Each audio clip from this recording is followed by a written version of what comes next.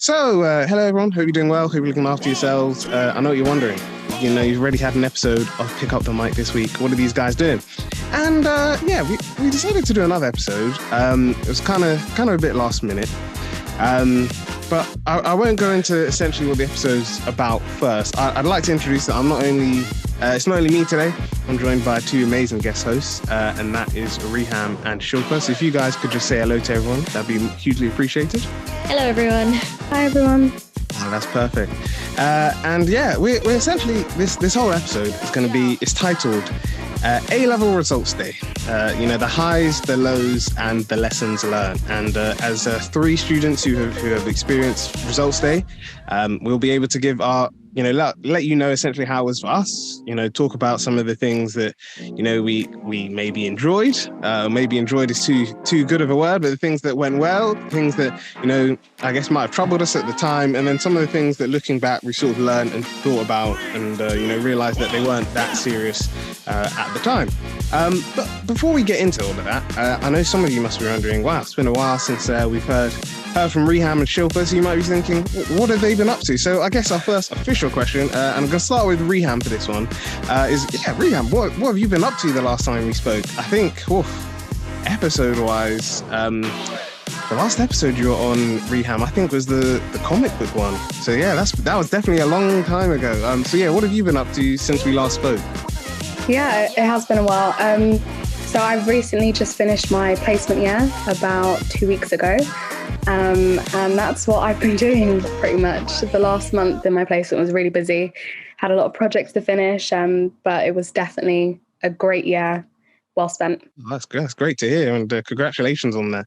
So I guess you're at the moment in time of placement report writing. So I'm imagining that's super fun. I've actually finished mine, so a bit ahead of the game. Wow. Yeah. Look, Riham's, you're taking a very important lesson of planning ahead, and we'll be talking about planning and all of that later on in the episode. That's really good to hear. So you're going into your final year before you graduating. How are you feeling about that? I'm feeling nervous. Looking up dissertation topics is definitely nerve-wracking, but I'm excited to finish as well. I think it's been quite a long time now, so I'm ready to go. No, that's fair. And we wish you all the best in your final year. And I know from personal experience, literally even doing my master's dissertation at the moment, dissertations definitely can feel quite long. But we wish you all the best with that, and I'm sure you'll do amazing well. Shilpa, what have you been up to? I know definitely it's been a long time. I think maybe it's just past over a year that we had you on the podcast. What have you been up to since we last spoke? Yeah, it definitely has been a while. I was thinking about it today. I think it's been about a year and a half. So, you guys have gone through quite tumultuous changes in your uni life, I'm sure, but I'm pretty boring. I've just been working for another year. So it's been really good. I feel like I'm getting to a point in my career where I'm starting to figure out what I'm doing. And I kind of feel like I know what I'm doing day to day. Apparently it doesn't really go away, the feeling of confusion. So not that promising. In terms of like late afternoon thoughts and everything, I had a really good year last year. I was part of quite a few podcasts and got to write a few pieces for a few companies as well. It was really exciting. Then I took a break most of this year and I'm trying to get back into it now. So I'm really happy to be here and discuss an important topic like this. Really excited for this conversation. Thank you. And I'm sure our listeners will remember that Shilpa's episode was to do with university applications. So it sort of felt very timely to have her back on the podcast. Before we go into the official thing, I do want to say, before we move on, Shilpa's late afternoon thoughts Instagram page. It's gotten even to the point where as a podcast, I sometimes see your reels in the suggested reels. And that clearly means that it's doing well. Like I said, we love having amazing guest speakers and guest hosts onto the podcast, and it's really great to see all the amazing things that you've been doing through late afternoon thoughts. And like I said in the episode, and I'll say it again, if you're not following it, make sure you are. That's late afternoon thoughts on Instagram. But we're gonna dive in with the first, I guess, not really question, but the first theme I would like to go with, and essentially that is the giant of A levels. Now, for anyone who doesn't study in the UK or doesn't know what A levels are, don't worry. Essentially, A levels is after you do this thing called GCSEs. It's like Key Stage 3 exams. So, you're just learning the basics. And then you go into A levels. It's sort of changed since we've been to, I guess, secondary school and sixth form and college. With A levels, there's just A levels now. So there used to be this thing called AS, where you do assessments in your first year, so year 12, and then those results would impact your final grade in year 13. But now that's all changed, that year 13 is the only result. So what you get in year 13 is essentially what you get at the end of studying. And obviously, with the last 2 years of, this online learning and then hybrid learning of being in the classroom and online and all of this has definitely made the experience a lot harder. But looking back for us, I'd say it was 2015. Many time ago was when I was picking my A-level choices. And at least to know for me, I picked drama, history, physics, and maths. But I'd like to ask you guys, I'm going to start with Shilpa for this one. What did you study for your A-levels? So I was pretty, if you're in the Asian community, there's only really 3 choices. And I chose biology, chemistry, and maths, which wasn't very adventurous, but I really liked it. It was really, really tough and really challenging. But yeah, that's the ones I went for. In first year, actually, I did psychology as well. And then I dropped it because, doing 4 A levels is really challenging in the second year. No, that's so true. That's so true. And yeah, it's and I'll go on to that once I've asked Riham. I know especially, when it comes to ones where they're quite, not necessarily research heavy, but ones where, you need to know a lot of theory and know all of this, it can sometimes feel a bit overwhelming because you're just I need to know this for this exam, but I also need to know this for this exam. And there's not always that overlap that I guess comes when you're at university, because when you're in university, there's all this overlap. So at least, if you're good at one area, then it will help with another module. But sometimes, especially with A levels, it can feel like that's not the case. But yeah, Riham, what did you study for A levels?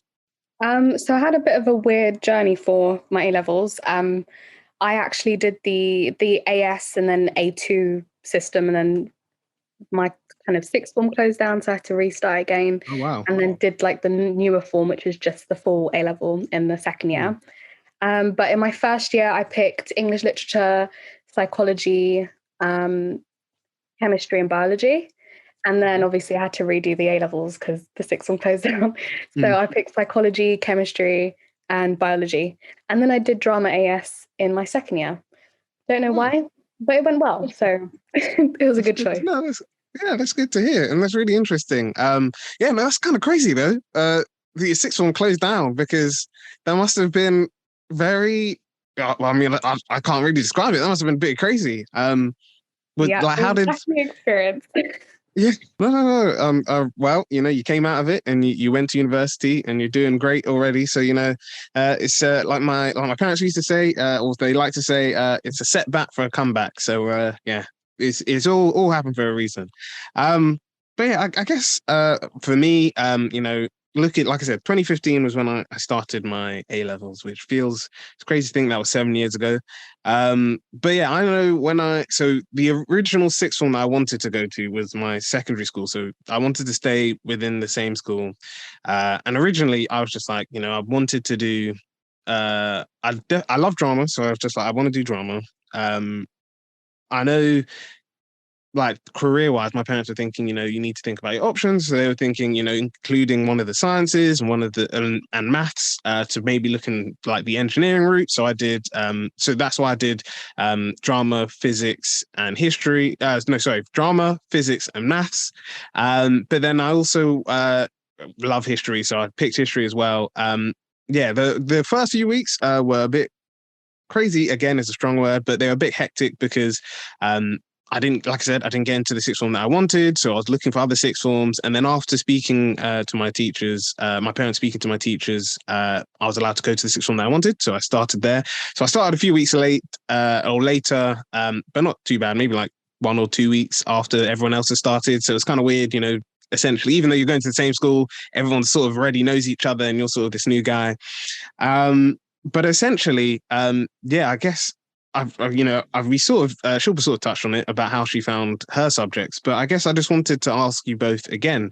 So this is going to be a two-parter because I guess it kind of links to how you found it. But did you have because you might not. Did you have a favorite subject that you studied? And how did you find all of the subjects that you studied? Did you find them all okay? Were they all interesting? Were they all fun? I'm going to ask if Shilpa could start us off for this one. Yeah, sure. So, like I mentioned, I did biology, chemistry, and maths.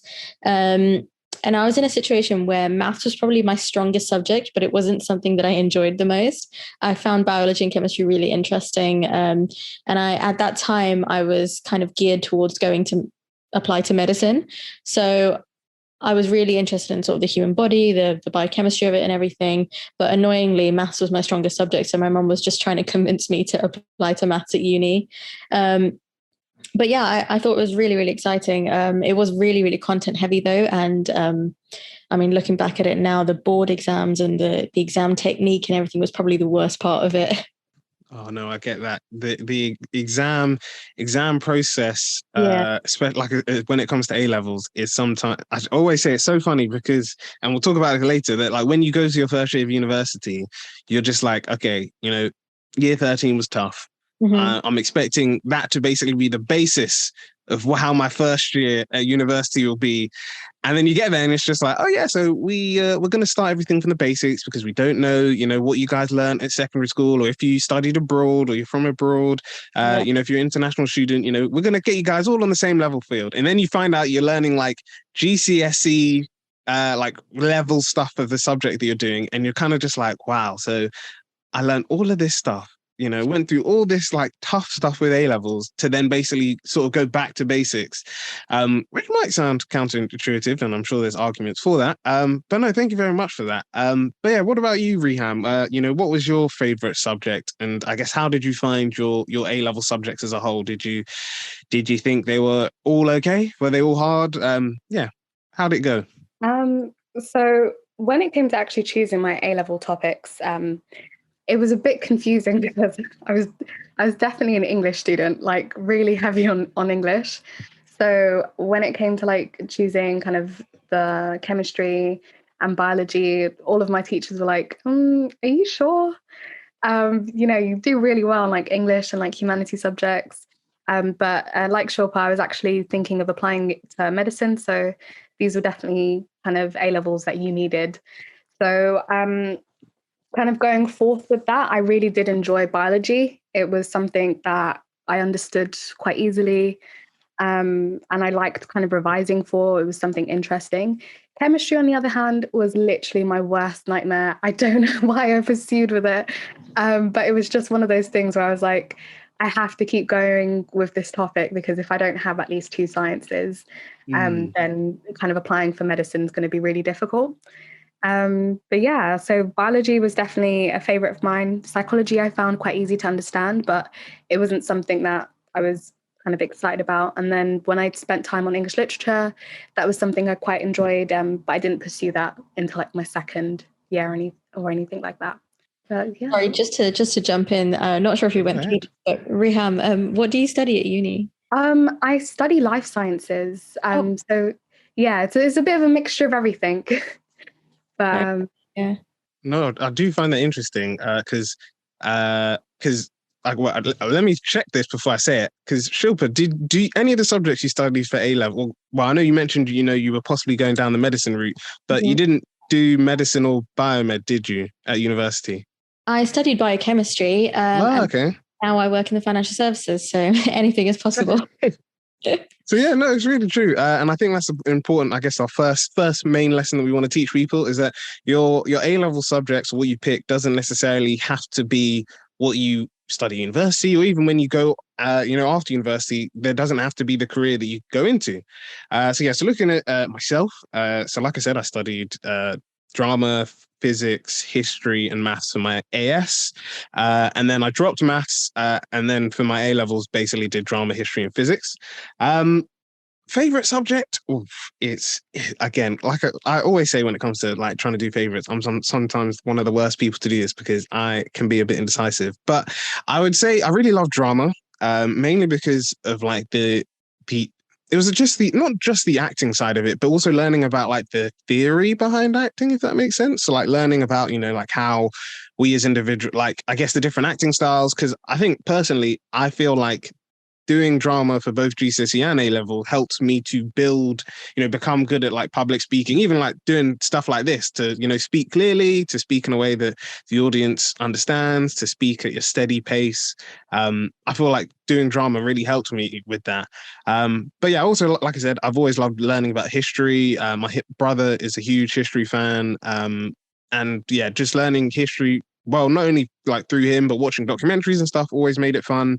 And yeah, I always love physics because of like the like essentially like the learning about how the world works, how the universe works, even like stuff like quantum physics, which I had to do for A level, sorry, in year 13. And when I mean like some of that quantum physics stuff was just going over my head because quantum physics sometimes is super complicated.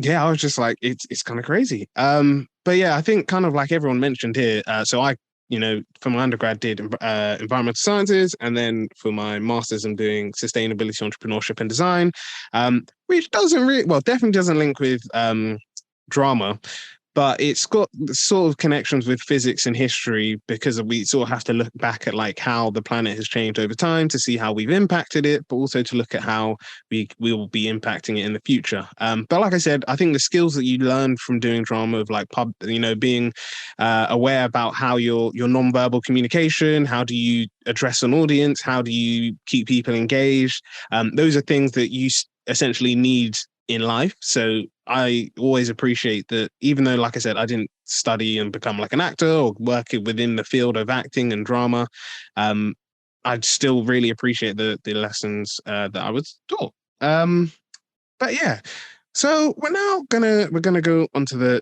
next theme, which is basically more to do with less about our A level journey and like how we found A levels as a whole, but going towards like I guess the exams and results day. So I'm gonna start this one off and basically say, so for me, so as I said, I dropped maths for my after year 12, and basically for me, I was not really a big maths fan. Like I said, I really liked drama. I really liked learning physics. I think the exams for physics, me and those exams did not get along. But I really liked the theory, the things that you would learn within physics, and as well as the stuff that you'd learn with history. When it came to the exams, though, so I guess for anyone who doesn't know, drama had both a written exam where you had to like come up with an idea around a play. So you would have to like you could draw it in the exam if you had the time, but essentially it was like you as an individual have to think about this play and how you would create a production of it. So what would you include? How would you show certain themes? Where would the symbolism be type thing? As well as having like a performance-based one. And the performance went quite well. I had a good group, and that was really fun.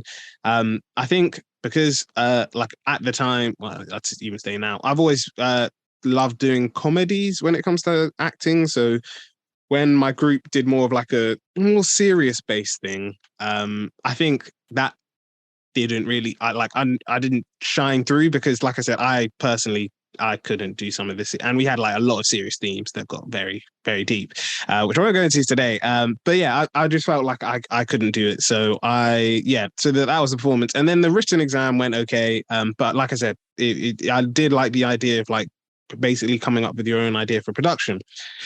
History, the exam like was okay. History, sort of like English, is one of those ones where if you know some facts and you know how to write the answer well, you can get away with it. So that's one of the things that I did, even if it wasn't stuff that was in your textbook or you didn't necessarily know in class. That can basically really help you as well. And then regarding physics, that was probably, I'd say, the toughest exam I've ever done. Like even to this day, the reason being is, like I said, that physics. Sort of like Riham was saying to start with, my A levels were some of my A levels like drama and history had the AS and A2 format, and my physics exam, that was just A level. So it was essentially whatever you got in your final year essentially counts. So for me, I personally didn't like that, mainly because, like I said, learning the stuff and like being engaged with that was really good. But sometimes, especially when it comes to any of the sciences, you need to have that exact answer. You need to, show the exact working to get the answer. So I personally was not a big fan of that exam. It didn't really go my way. And we'll be talking about, as long as our guest hosts are okay to discuss it, we'll be talking about our results later on. But yeah, that's essentially like a quick overshot of like how I found exams and like, I guess, what was happening on the lead up to results day. But yeah, what about you, Riham? How was how was the exams for you? Were the exams okay? Did they go well? Did they not? Was there anything that you saw? Was there that one in question that, you felt like everyone was just like, that came out of nowhere? Because I know for physics, there definitely was. There were a lot of memes after our physics exam discussing one question. But yeah, how did it go for you? First of all, I have to say that literally for my college, we had the best teachers ever. They would organize like these little revision sessions in the morning. I had like one specific teacher, biology teacher, amazing. She would get us like little breakfast treats whilst we were revising in the morning, because we'd like arrive at like 7 a.m. before anybody was in college. So it was really nice, really helpful to kind of get us into that exam mode. For the actual exam papers, I have to agree that it makes so much more sense to be doing like an exam on the things that you've learned in first year, rather than kind of taking that on and doing it all in second year. I think it's a lot of pressure to memorize all of that information. And especially with A-level material, it was so dense, so heavy. There was so many things that you needed to know, especially in the sciences as well. I think for things like chemistry, there was a lot more applications. So like if you knew the equations, or like how experiments were done, it was pretty straightforward in answering that. For some reason, those equations just kept on flying over my head, so I never really got the hang of it. Drama was also really fun, so we had that acting element and then the written element as well. But that was just, it was considered half an A-level for me. I don't know, can't really recall what happened, but anyways. But that was quite fun as well. It was really interactive. And I think one of the things that I did enjoy about drama was it wasn't exactly like a right or wrong or like answer. It was really about kind of just challenging yourself and giving an explanation that, you can argue. Yeah, and that's it really. Chemistry and biology, pretty much straightforward, just like a right or wrong answer, just kind of memorizing all of that. But I would definitely say that those were really, really tough A-levels to prepare for. No, that's so true. And I think one thing to mention before I pass over to Shilpa is, like what you were saying, I think it's so true that when it comes to exams, and that's one of the things that I'm glad, I mean, it probably won't change for A-levels, but it sort of changed from my uni course, and they said they're going to do it in like future years, is essentially when the like COVID happened, a lot of our exams sort of went online, both, on a university level, but also at secondary school and sixth form and college level as well. But one of the things that I really appreciate that my lecturer did was we had an exam early on this year, and I've mentioned it before in episodes, where basically it was a 7 open book hour online exam, but it wasn't like, oh, I want you to remember everything that we've done in lectures, and you have to you'll be basically tested on like this theory, and you need to like know all the things so you can answer the question. It was actually different because it was just like, okay, so using this framework we've learned in class, I want you to think about your household and how sustainable your household is. And then our lecturer was just like, the whole reason he did that was because he said, when it comes to exams, if you basically get people to memorize things, they'll just memorize it for the exam, and then as soon as they've left, that's it. They won't look back. And I was just like, that's so true. And, especially when it comes to like GCSEs or A-levels, and like I said, even university exams, there's so many exams where I've gone into stuff like tried to like memorize as, all these theories, all these questions, all these arguments, whatever. And then after the exam, I'm just like, I will never think about it again. Like, I won't worry about it. I won't be concerned about it. You have that mindset of, if it comes up in your job and you need to know it, you can just look it up. But he was saying the whole reason of doing that is because it makes us as students, think about our own lives. So we can then actually think, oh, if for example, I did use the framework, and it turned out actually, my cooking routine isn't sustainable. A lot of the things that I buy has plastic packaging. Then I can think about actually in a real life and actually apply these things to cause changes to my lifestyle. So I just wanted to say that I definitely agree that like getting people to memorize things isn't good sometimes. I'm not saying that it's bad. But yeah, I think that's definitely a good point to mention. And that's definitely something that I think at university is a lot easier to change than regarding A levels, because I know with different exam boards, it can be complicated. But yeah, no, thank you very much for that, Riham. And yeah, what about you, Shilpa? How was the exams and how was your, I guess, mindset going into results day? So I did my A levels probably about 6 or 7 years ago now, so I'm struggling to remember at the moment. But just putting myself in those shoes again, I was always I was a very unique kind of student because I got all of the concepts, and even in like class, I would be the first one to understand it and then like explain it to my friends. But when it comes to the exams, I just could not get exam technique, like the keywords and getting the 3-mark questions right and everything. I would explain it pretty simply and to the point, but you have to waffle on quite a bit for some of those exams. I don't know if that's still the case, but I was always so bad at that. So my exams never turned out how I expected them to. And I remember like having a turning point at the end of first year A levels where I was just like, okay, so I should just like throw caution to the wind and only focus on exam technique now.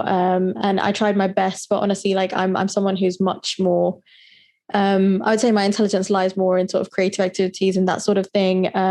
So my exams didn't turn out exactly how I wanted them, but I did get into the uni that I wanted as my insurance. So I didn't get into my first choice, but I got into my insurance. And from that point onwards, I was just like, you know what, it's okay, just look forward, which will probably tie into what we're going to discuss in a bit, Jeffrey. But yeah, I love my subjects. I understood all of them and everything, but exams were just not my friend. I completely agree. I've always said that it's sometimes like I've always never liked exams. Even to this day, I always try and choose modules with the least amount of exams. Yeah. Because 100% it's so true that I feel like sometimes you can love the subject, you could like know the information, you'll memorize it, but then when you're just asked to do it in an exam, it's like I said, I don't know if it's because you're in the exam hall, it's silent, everyone's just trying to remember stuff. You've got someone tapping their pen on the table, you've got the invigilators like walking up and down, that you sort of like start to get distracted and you're just, oh my gosh, how much do I actually remember, and all of this and all of that. But no, I definitely agree that sometimes yeah, like even like then when I was when I was doing my A levels, I've never been a fan of exams. I didn't like exams then. I don't really like exams now. But yeah, no, I think that's really true. And it's just one of those things that when it comes to, I guess, like examinations and testing people's knowledge, that it's true that some people might not necessarily do well on exams or in exam conditions, but that doesn't mean that they're not necessarily, they don't know the subject or they don't have that knowledge, which sort of, I guess, links onto our next theme, which is basically results day itself. Now, I'm gonna start this one again. So, like I said, leading up to results day, physics was the one that I was a bit iffy about, but one of the key things that my dad sort of taught me, and I've started to do, sometimes, I think especially this year, because it was mostly online, it wasn't that bad. But I know when my exams were in person, I sometimes would, do this, but not talking to people about exams and just basically like going in. So my dad was just like, just go into the exam hall, do the exam, and then walk out. Don't discuss like, what did you put for this question or this question? Just go in there, do the exam, walk out. Don't stress. And I was just like, that's actually so true, because so many times, after exams, people will be like, oh my gosh, what did you put for this question or this? Or what did you do for this question or this? And you're just there like, oh my gosh, like, I don't remember what I put for this question. Or you'll be like, oh, I put this answer. And they'll be like, oh my gosh, that's completely the wrong answer. And then you'll just be like, oh gosh, I've put a wrong answer. So now I'm, thinking, okay, so if I've got this many wrong answers, this means I've got this percentage, which means I've got this grade, which means, and it just basically, you just start stressing over something that you can't control. And that's what the whole point of, not talking about your exam. Like, you can talk about how you felt the exam went, but talking about specific questions, because you'll then just be stressing over things you can't control. One funny thing that I do want to go into before, talking about how my results day went, was essentially. So I'm not sure. I'm sure. Well, it's possible our guest host might know this person. I'm sure our audience might know this person as well. Munya Chihuahua, online comedian, does stuff. Does a lot of like content creation and funny videos. I was listening to a podcast that he was on. He was talking about. It's called How to Fail. I think with Elizabeth Day. And he was talking about one of his failures was his A-level results day. And he said he was doing psychology. He basically finished the exam. He's in the exam hall. He's writing the exam. He said like it was maybe like an hour and a half exam, like maybe with 20 minutes left. He was just like, oh, he's finished. He's looking at everyone else. Everyone's like stressing, still writing. And he was just like, okay, I'll like go over my answers, double check everything. The exam finishes. He said he basically like walked out of the exam hall, wasn't trying to stress, just wanted to get home and just like go on to the next one. And then he said basically what happened was that someone basically called out to him and was just like, oh, Munya, what did you put for this question? And he was just like, what are you talking about? Like there were only like this number of questions. They were just like, you didn't know about the back page. And he was just like, no, what back page? And he was just like, yeah, there was this like whole question section on the back page. And he basically said that, like he ran back into the exam hall. He tried to explain the situation. He forgot. And they were just like, sorry, there's nothing we can do. And he said that he includes that as one of his failures because he said it basically meant that he couldn't get like 3 A stars in all of his A levels. He got A star, and an A. And he said that basically that really annoyed him. And I guess the lesson that he learned from that was always, double check things, make sure things are correct. And it's the same with the exams, especially A levels or GCSE, try and always make sure that you've answered, like you've seen the back of that sheet and there's nothing there, because the amount of times people just like accidentally skip over questions or, not know that there was like another section. I just thought that's very interesting. And I know that while results day, essentially anyone who's doing A-levels, it's happened. It's the same with university stuff as well. But yeah, my results day, I had received some advice, both from teachers at my school who supported me throughout my A-level journey. And like Riham was saying about her teacher, they were like offered me, places where you could go to like test your knowledge. One of the drama teachers at my school, they helped to like basically allow me to use one of the like spare classrooms that no one was in to sometimes study by myself to make sure that I wasn't getting distracted, which I really appreciated. But yeah, going into A-level results day, I was told by both family and friends and teachers that sometimes universities will email you the night before to say, oh, hey, so-and-so, or hey, Jeffrey, thanks for applying to our university. We just want to let you know you've got in. So I was told, don't check your email, because if sometimes universities send it like the morning of results day. So they were just like, don't check your email, because if you think, if you're stressing the night before and you're just like, oh my gosh, I didn't get emailed, that's so bad. Like, that means I didn't get into university. They were just like, there's no point of you stressing over something that you could check online, and it turns out on UCAS it says that you did get into the university. So I basically didn't use my email. I didn't think about results day. As soon as I put that down the last exam, all I just thought about was, I'm going to enjoy prom, I'm going to enjoy that summer. When results day happens, I will then see how things go. So that morning, I woke up. I went to my secondary school. Before I left, I was just like, I don't even care about my results. I just want to know, did I get into university, or am I going to have to go through clearing? So I checked. Sort of like Shilpa was saying, I didn't get into my top choice, which was Queen Mary. I got into my second choice, which was Brunel University. And I was just I was happy going into results day. I was just like, what? I don't even mind what I got. I'm just I was just so excited to just know that I'd gone to university. I wouldn't need to go through clearing. I was happy with that. And then my parents were just like, yeah, that's cool. You didn't get into your main choice, but you still got into university. We know about Brunel. We know people who've went there. We've heard good things. So I was just if they're happy and I'm happy, and that's good.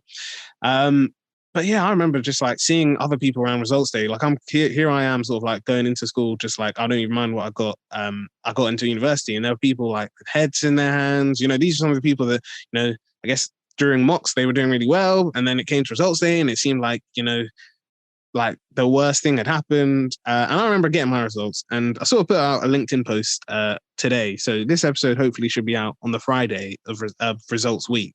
But I remember I put out a post today that basically explained like for my A levels got CCE. So I got C in history. I got 2 C's, so history and drama. I got 2 C's in that, and I got an E in physics. And I was a bit concerned because the E in physics for the course that I was doing, I needed a minimum of a C. But when I heard I got in, I was just like, oh my gosh. I was just like, thank God. I was just like, I got into my university. I might not have got the grades that I wanted, but I was happy to get in there.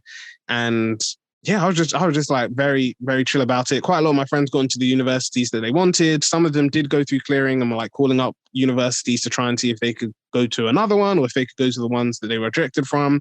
But yeah, I was, like I said, results day for me was very content. Like I didn't get the results, I guess, that I was expecting, but I got into the university that I was happy to be. And like I've always said, even though Brunel wasn't my first choice, I've always enjoyed being there. But yeah, what about you, Shilpa? How was, I know, like you said, results day was a while ago, but how was results day for you? And if, you don't have to say your results if you don't want to, but if you do want to say your results, were the results what you were expecting? Yeah, how did it go? Right. So after my first year of A levels, I did not do as well as I was expecting. It was like a huge reality check because I was taking my attitude that I had at GCSE into A levels, and it really did not work. I got like 3 Bs, and I was like, okay, I don't know what I'm going to do. I can't apply to medicine with this. So I decided to just bite the bullet and not apply to medicine at all. So for the second year, I focused on just applying to biochemistry, really committing to it. And I got 4 out of the 5 places that I applied to. So my firm choice was University of Manchester, and my insurance choice was University of Nottingham.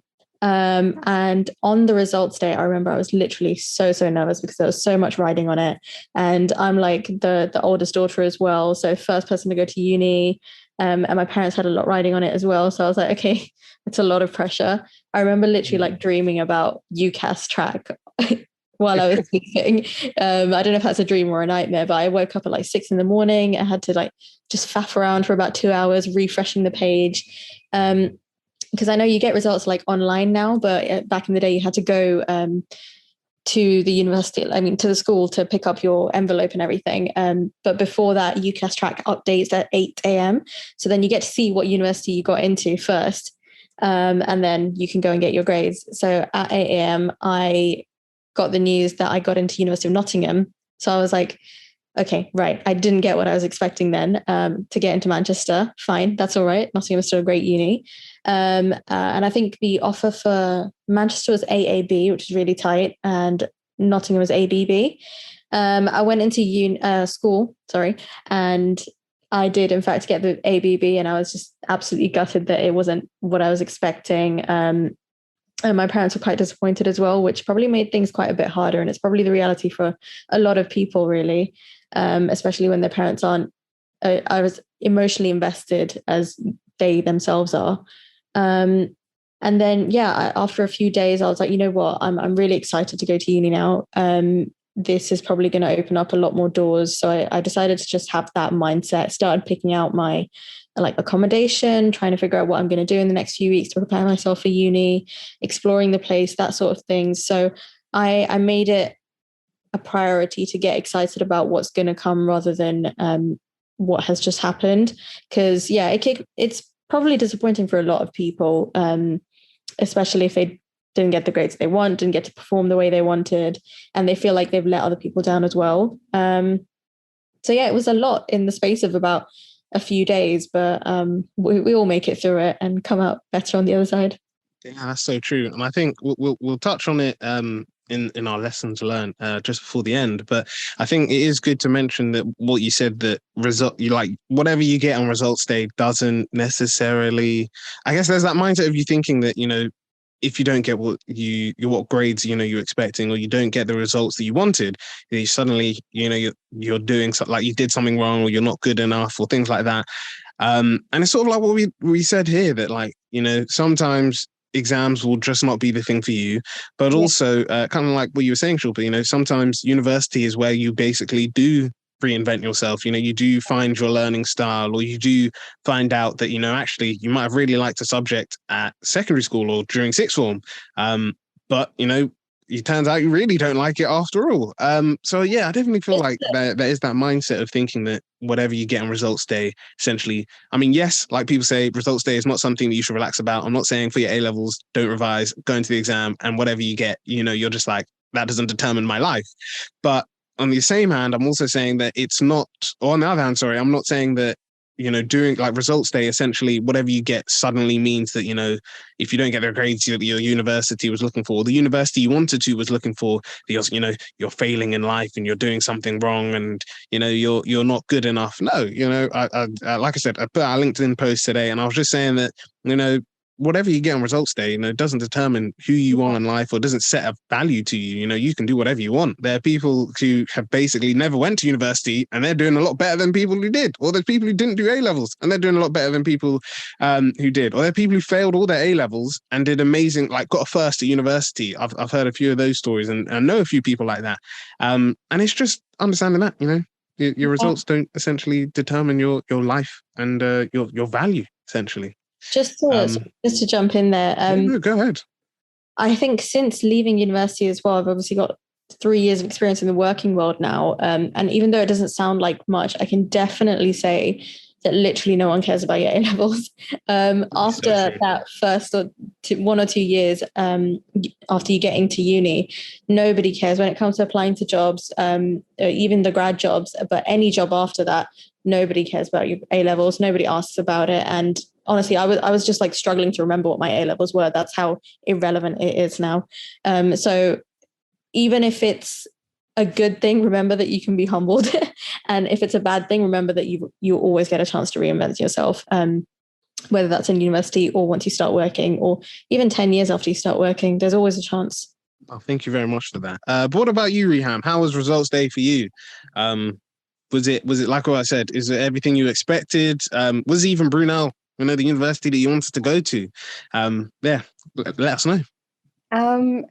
Before A levels, I remember getting to college quite early just to receive my results in the envelope, and I was sitting on the steps and I was like refreshing the UCAS page because I was like, okay, as long as I've gotten into the university I don't really care what I get in the paper. And then I saw I got into like my firm university, which was East Anglia. So I was like, oh, this is brilliant. I must have done amazing. That was not the case. But obviously it took about like an hour afterwards just for them to open up the gates for us to receive our envelopes. But I had that kind of hope in my heart. And I think that's probably, it probably kind of contributed to my reaction to actually getting my results because I was so happy. But yeah, when I got my results, I was not happy at all. I didn't do well at all. It wasn't anything that I could kind of talk about or anything. I was just in a bit of shock because I was like, oh, like, what do I do now? Despite me getting into the university that I wanted, my results are probably going to hinder me like later on in life. It's not something that I can put on CVs or stuff like that. That's what was kind of rushing through my mind. So I didn't really know what to do in the moment. I didn't really know how to respond. I kind of just went home, sat down for a bit, kind of explained things. And then I couldn't go to my firm university because of other reasons, and it was outside of London. So I think for about 3 days, I kind of just left it. And then I remembered my older sister, she was just pestering me and she was like, you've got to apply through clearing for universities now. Otherwise, you're going to miss your opportunity to like apply for universities. And I was just like, oh, like, what do I even apply for anymore? Like, do I go down the biology route? Do I pick psychology? Do I pick English lit? Like, I don't really know. So it was really confusing, very overwhelming for me. I remember like applying for Queen Mary's for English literature. I didn't even finish like a full A-level on it, but they were like, oh yeah, we'll accept you. And I was just like, okay. And then I applied for Brunel, not even knowing that it was like 2 hours away from home. And I applied for psychology for Brunel, and then I just kind of stuck with that. And it wasn't anything that I was like super passionate about. It was just what I did the best in. And I went along with that. And then I changed my course like a year in.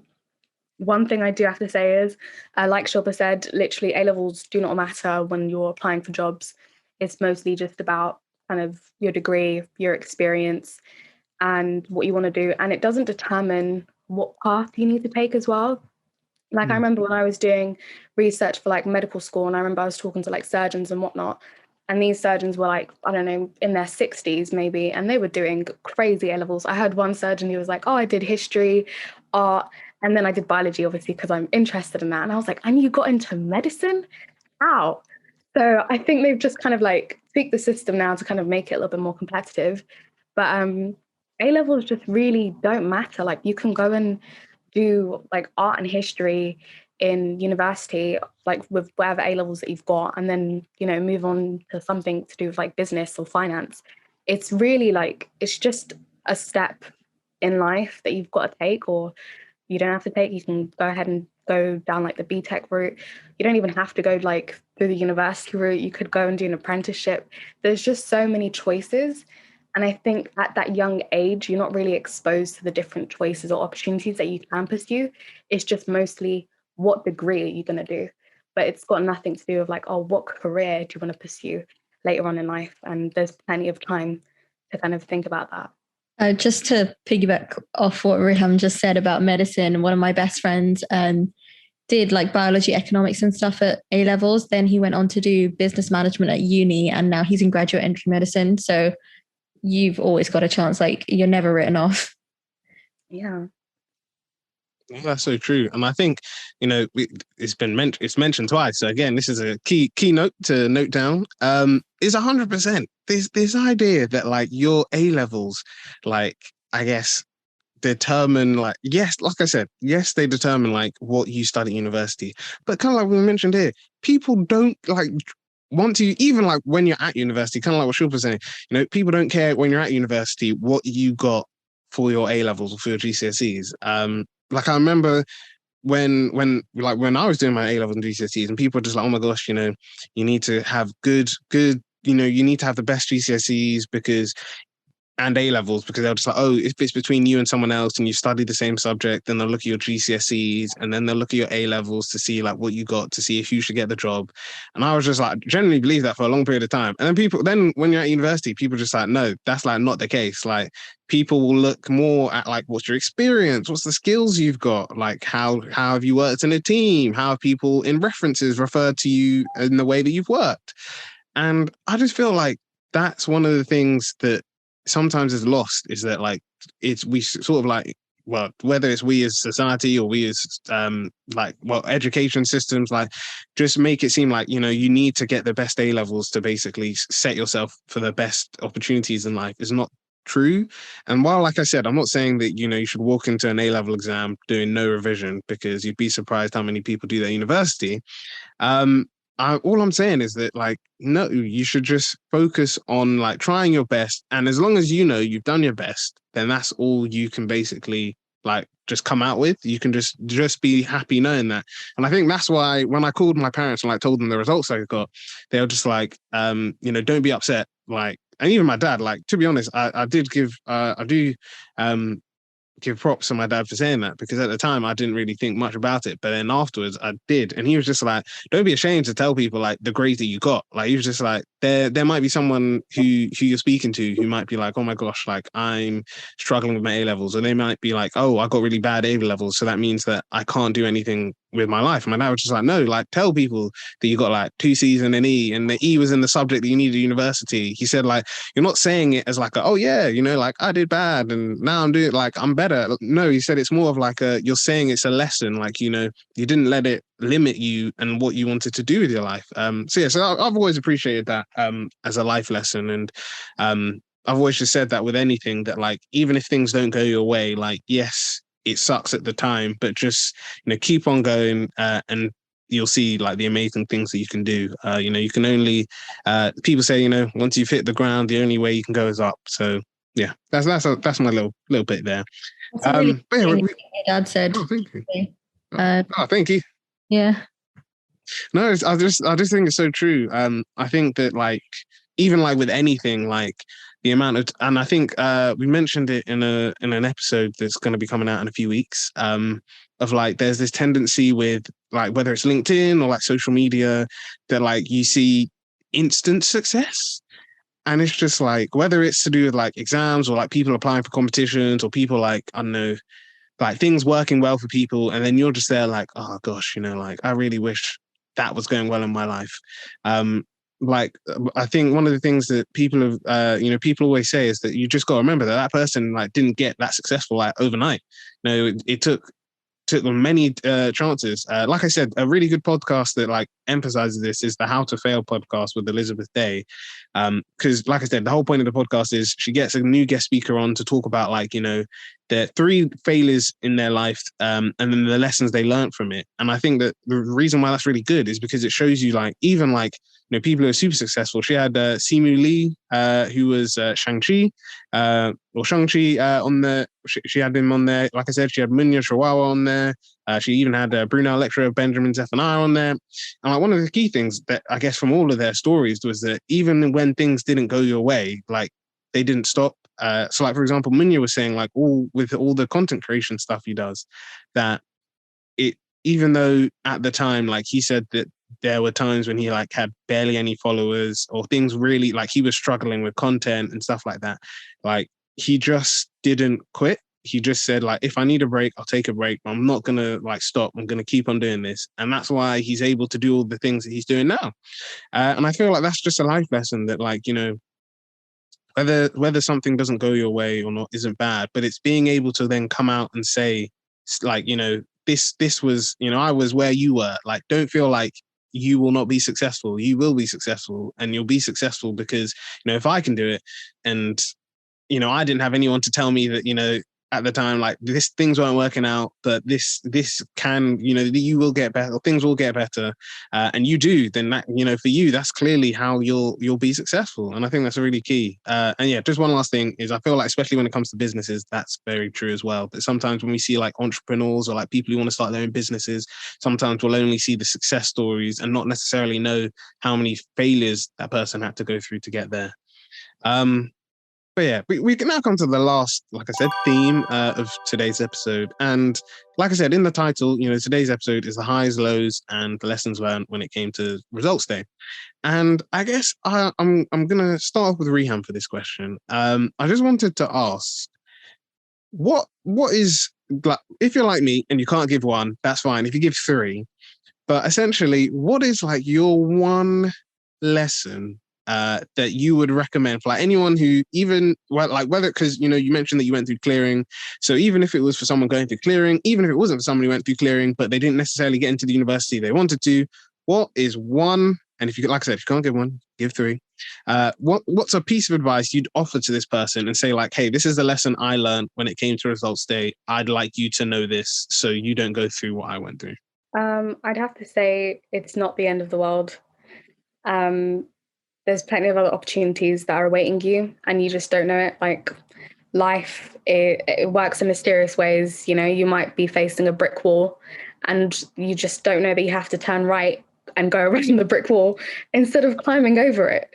So it's not the end of the world. Take your time and, just observe what options you've got. Thank you very much for that. And what about you, Shilpa? What would be, again, if you can't give one, you can give 3, but what would be your lesson learned that you would, and that bit of advice you'd offer to someone going through their A-level results day? Definitely that your self-worth doesn't, lie within those grades, and it doesn't say anything about your value as a human being. Because in the real world, people care much more about your character than your grades.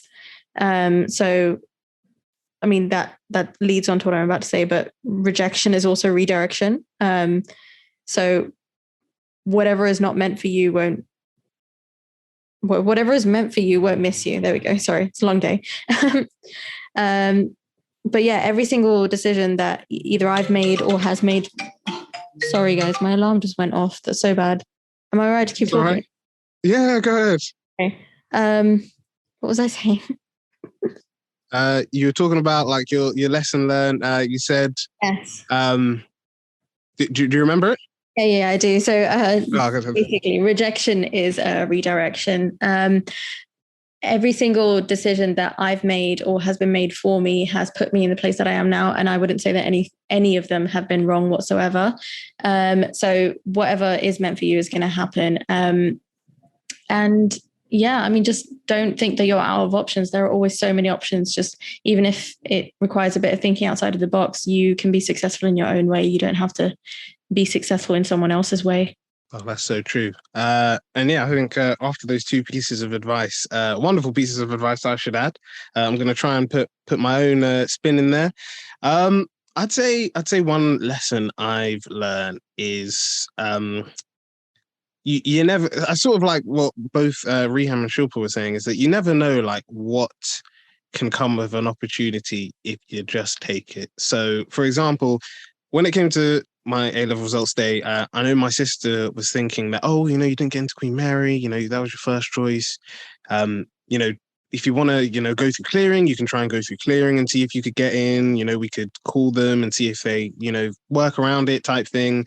I was just like, you know what? I'm all right. I was like, I might not have gotten to my first choice, but I got into Brunel. Like, I didn't have to go through clearing anyways. I was like, I've heard good things. I was happy to go there. And when I say like a lot of, and it's literally like what Shilpa was saying about like rejection isn't a bad thing. It's just redirection. It's so true. Because I've always said this, that like, like I said, my experience of university and like my Brunel experience does not stand for like every student. I know that some students have had good and bad experiences at university, but I've said that like going to Brunel was probably one of the best decisions I made, and I'm happy. And whether that's because of the friends that I met, the like lecturers that I met, the opportunities that I took, or the opportunities that were really offered to me, I've just said that I've personally really valued all of that, because even things like this, like the podcast itself, I would not be doing. Well, I might have, but I don't think I would be doing if I didn't go to Brunel. And I just feel like it's just like seeing where opportunities take you. Don't feel like just because you missed out on something or something didn't go your way that suddenly, I don't know, like your life is not going to go in a good direction or things won't work out. Like kind of like I said, what Shilpa was saying about like that, I can imagine it now. The t-shirts of just like redirection, not rejection. But I just feel like that's really, really powerful. And I feel like whether it is to do with like A-level results day or it's to do with anything in life, just remembering that if something didn't go your way, it's not the end of the world, like Riham was saying. And one last thing I will leave with that is because also I know, even though technically we're talking about A-level results day, a lot of this stuff can link with other things. So like whether it's job applications or things like that. And as someone who's been like applying for loads of placements, I can attest to feeling the sort of fatigue of applying for jobs because you're just like, you're not hearing back or you're getting rejected. And I think one thing that I've really appreciated that my manager during my STEM placement said to me about, basically she said was that whenever like something gets rejected or like you apply for something and people basically reject you, whether it's like a competition or a job or whatever, she was just like, it's just their loss. Like they don't know that they had like this amazing person who's applied for them. And she said, don't be upset. I just want you to think about that you will be able to do, like she was just like, don't dwell on it. You can do amazing things, and they'll look back and they'll be thinking, wow, this person applied for this job, or this person applied for this opportunity. We didn't give it to them, but they're now doing like amazing things. And they might even be the same people that then will message you and say, hey, we saw that you're doing like great things. We'd love for you to come speak at our course, or like to speak at our university to see about all these amazing things. So that's my key thing of just like, whether it's rejection of universities or jobs, don't let it dwell, don't let it sort of keep you down. Like use these as new opportunities to like, whether it's to redevelop yourself or to learn something new. There's always a lesson you can learn in life from the different things that go on. But yeah, that's basically it. This is the end of this, I guess, special edition of Pick Up the Mic. I just want to say thanks to our amazing guest speakers. mainly, well, guest host, I should say, mainly because our audience might not know this, but like I said at the start, this was a very last minute episode. So I really appreciate both Shilpa and Riham. I really appreciate that both of you were able to do this episode today. So yeah, even though they can't hear it now, there will be a virtual round of applause, or there'll be a sound effect of a round of applause. And yeah, I just want to say a huge thanks for both of you for being on. Like I said, it was amazing to hear about your A-level, both of your A-level journeys, and both of your, I guess, like the lessons learned. Because I think, like I said, a lot of it isn't just solely for A-levels. It can be taken on as like life lessons. And yeah, who knows? Shilpa might be selling redirection, not rejection, and Riham might be selling it's not the end of the world t-shirt soon. So if it happens, you'll hear it from us, and we'll send the link to you, of course. But yeah, thank you to our wonderful audience for listening to this episode. If you like this episode, a like, comment, subscribe is always appreciated. If you're not subscribed to the YouTube channel already, please make sure that you do. And if you're not subscribed to our listening platforms, please also make sure that you do.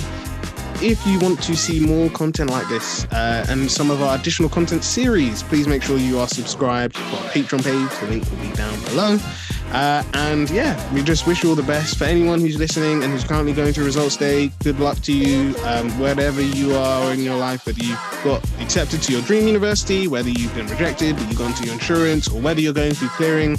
Just remember to relax, rest, sort of like what Riham was saying, take a break if you need to, away from dealing with phone calls and all of that, and just remember that it's not the end of the world. It's not rejection, it's redirection, and remember to take advantage of all the opportunities available to you. And yeah, that's a bye from us here on the podcast. Wishing you all the best, and we'll speak to you all very soon.